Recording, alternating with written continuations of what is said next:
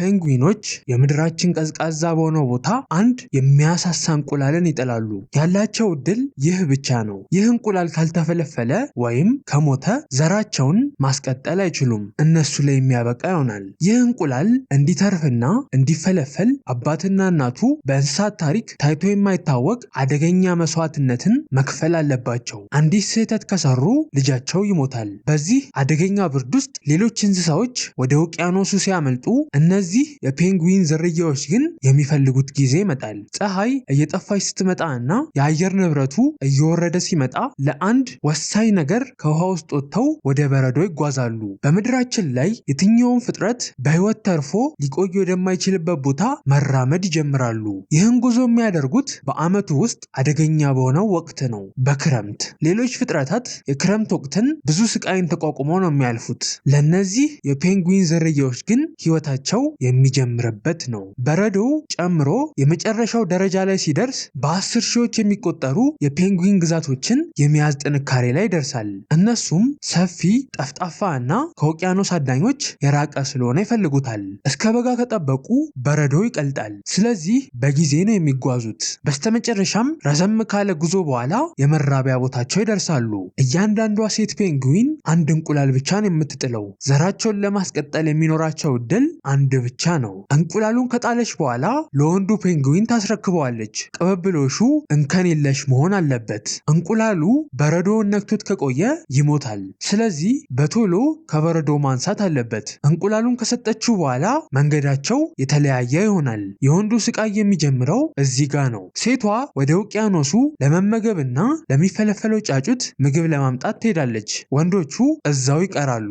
እንቁላሉን ታቅፈው ለወራት በጨለማ እና ከቃላት በላይ የሆነ ቅዝቃዜ ውስጥ ያሳልፋሉ። የሚያሳልፉት ስቃይ ግን ይህ ብቻ አይደለም፣ ከዚህም የባሰ ነው። ለ4 ወራት ወንዶቹ በጨለማ እና ብርድ ውስጥ እንቁላሉን ሲያሞቁት ምንም አይነት ምግብ ሳይመገቡ ነው የሚያሳልፉት። የኃይል አጠቃቀማቸው ይቀንሳል፣ ስባቸው ተሟጦ ያልቃል፣ ክብደታቸው በግማሽ ይቀንሳል። ሴቷ ምግቡን ይዛ በጊዜ ካልመጣች አባትየውም ጫጩቱም በረሃብ ማለቃቸው ነው። በዚህ ሰዓት አውሎ ነፋሱ እየተፋፋመ ይመጣል። ይህንን አደገኛ ቅዝቃዜ ለመቋቋም አንድ መፍትሄ መፈለግ አለባቸው። አለበለዚያ በህይወት መቆየት አሳሳቢ እየሆነባቸው ይመጣል። አንታርክቲካ ውስጥ ያለው ቅዝቃዜ የትኛውንም ህይወት ያለውን ነገር አድርቆ ያስቀራል። ይህን ዘዴ ባይጠቀሙ ኖሮ ለእንቁላላቸውም ሆነ ለነሱ ነገሩ የከፋ ይሆን ነበረ። አሁን ላይ ቅዝቃዜው እየጨመረ ነው። በዛ ላይ እነዚህ ፔንግዊኖች ለ2 ወራት ያህል ምግብ የሚባል ነገር አልቀመሱም። ስለዚህ ይህን ተቋቁመው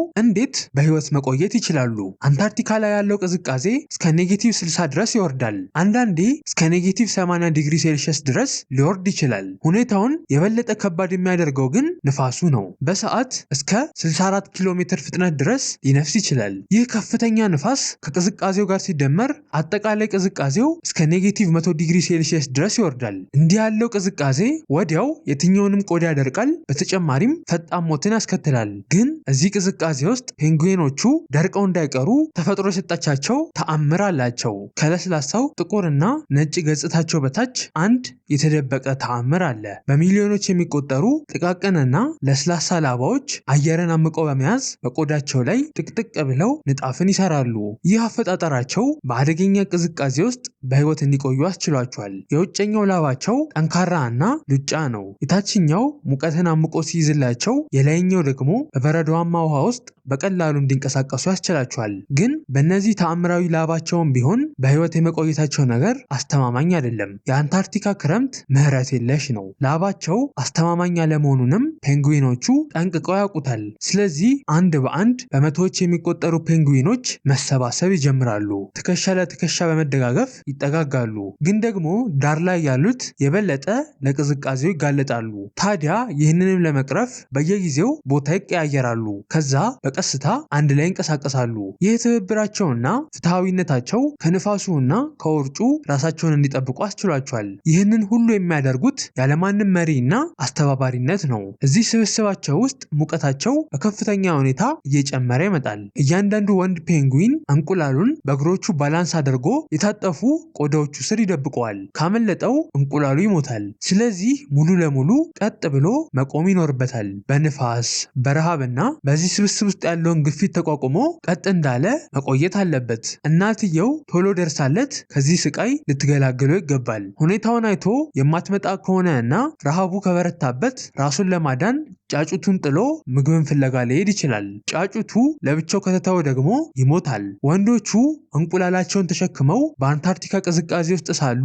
ሴቶቹ ውቅያኖስ ውስጥ በችኮላ እየተጣደፉ ነው። ሴቷ እዚህ ውሃ ውስጥ በህይወት ተርፋ ለመመለስ ሰዓቷን በአግባቡ መጠቀም አለባት። በተጨማሪም ራሷን ከአደገኛ አዳኞች መጠበቅ ይኖርባታል። ከሁለት አንዱ ላይ ከሳተች ጫጩቷ ይሞታል። አባትየው ደግሞ በህይወት ትኑር አትኑር አያውቅም፣ በተስፋ ነው ያለው። ስለዚህ ሴቶቹ ፔንጉዊኖች በፍጥነት መድረስ አለባቸው። ለዚህ ሲባል ሰውነታቸው ለዋና የተስተካከለ ነው። ብቃት ያላቸው ዋናተኞች ናቸው። ሲታዩ ውሃ ውስጥ እየበረሩ ነው የሚመስሉት። እነዚህ ክንፎቻቸው በእያንዳንዱ ቅዝፈታቸው በረጅሙ ወደፊት ያስፈነጥሯቸዋል። ይህ በሚያስገርም ፍጥነት ሰፊ ርቀት እንዲጓዙ ያስችላቸዋል። የሚዋኙት ከበረዶቹ ስር ነው። ከላያቸው ያለው የበረዶ ጣሪያ እየተሰባበረ ቅርጹን ይቀይራል። ከስራቸው ውሃው በፍጥነት ወደ ጨለማ እየተቀየረ እና ብርሃንና ሙቀት እየተዋጡ ይመጣሉ። እዚህ ቦታ ላይ ፍጥነት አስፈላጊ ነው። ፔንጉዊኖቹ ምግብን ለማግኘት ሰፊ አካባቢን ማካለል አለባቸው። ብዙውን ጊዜ በመቶዎች የሚቆጠሩ ኪሎሜትሮችን ይጓዛሉ። እያንዳንዱ ኪሎ ሜትር ኃይልን ይጠይቃል። እናም ያላቸው ኃይል ደግሞ ትንሽ ነው። እነዚህ ሴቶች ለሳምንታት አልተመገቡም። አሁን ላይ የሚያገኙት የትኛውም ነገር እነሱንና የወደፊት ጫጩታቸውን ማቆየት መቻል አለበት። ችግሩ ግን ያለው እዚህ ጋር ነው። እዚህ ቦታ ምግባቸውን ማግኘት አይችሉም። የሚያድኗቸው አሳዎችና እስኪዶች የላይኛው የውሃ ክፍል ላይ አይዋኙም። በጥልቀት እታች ጨለማ ውስጥ ተደብቀው ነው የሚገኙት። ፔንጉዊኖቹ የትኛውንም ያህል በፍጥነት ቢጓዙ ዋና ብቻ ምግባቸውን አያስገኝላቸውም። ሴቶቹ ከላይ ከመዋኘት ያለፈ ነገር ማድረግ አለባቸው። ይህ ብርሃናማ ቦታን ለቀው ወደ ጥልቁና ጨለም ወዳለው ክፍል ሰርጉደው መግባት አለባቸው። ስለዚህ የመጨረሻ ትንፋሻቸውን ይስባሉ። ከዛ ሰውነታቸውን ቁልቁል በማጋደል መስመጥ ይጀምራሉ።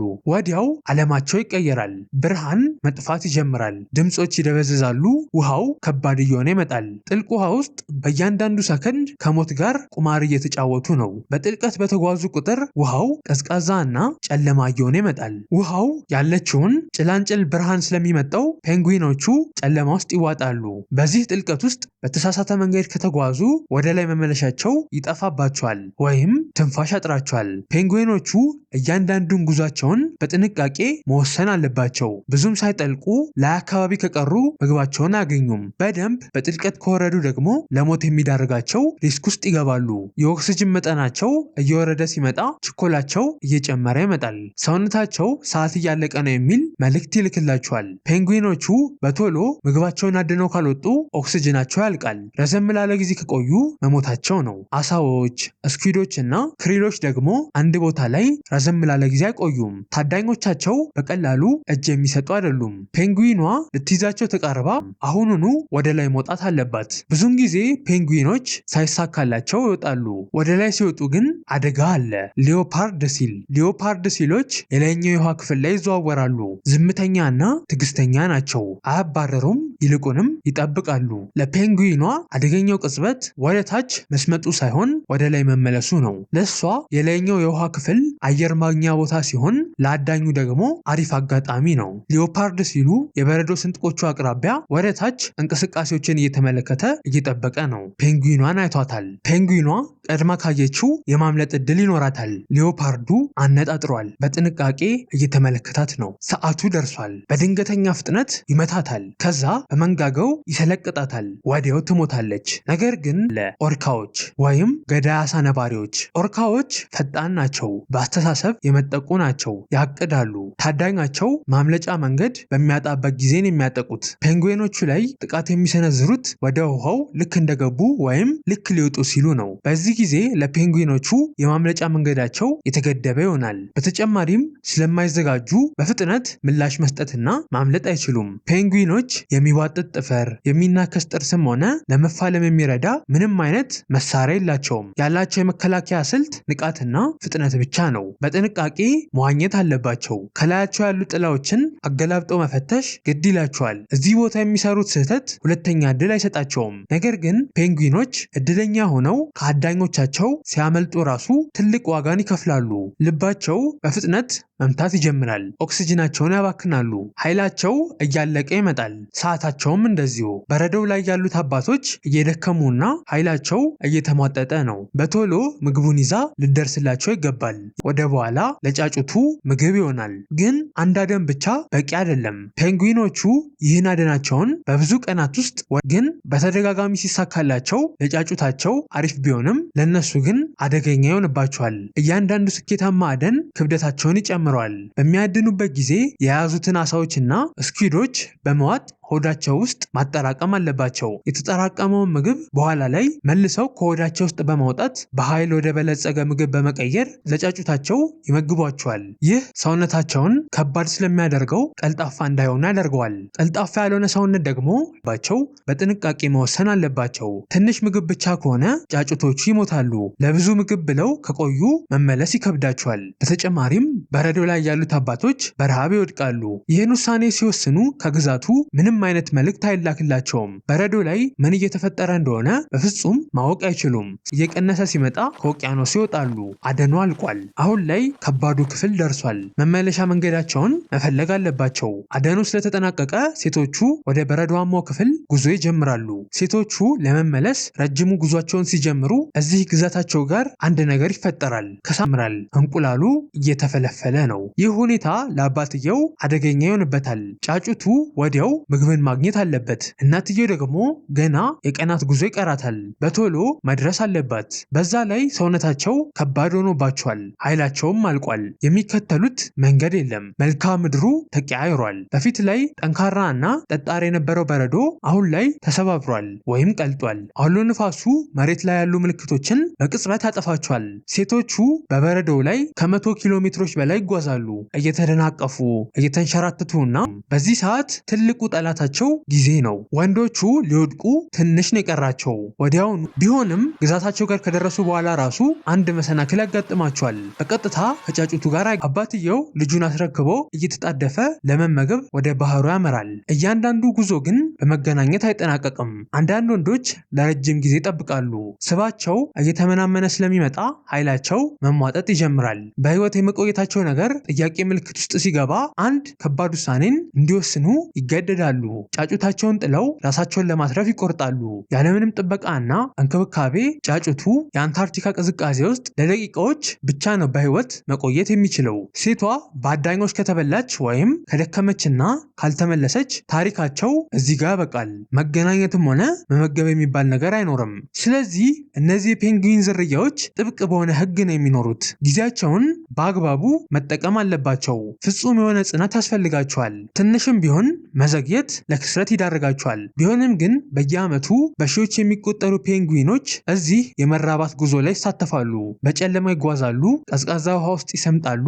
በተጨማሪ አንዳንዶቹ ይሳካላቸዋል፣ አንዳንዶቹ ደግሞ እድለኛ ሳይሆኑ ይቀራሉ።